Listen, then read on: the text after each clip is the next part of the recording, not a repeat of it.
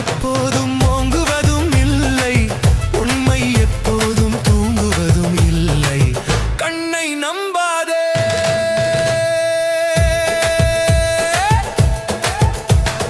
பொன்பொருளை கண்டவுடன் வந்த வழி மறந்துவிட்டு கண்மூடி போகிறவர் போகட்டுமே. என் மனதை நான் அறிவேன், என் உறவை நான் மறவேன், எதுவான போதிலும் ஆகட்டுமே. நன்றி மறவாத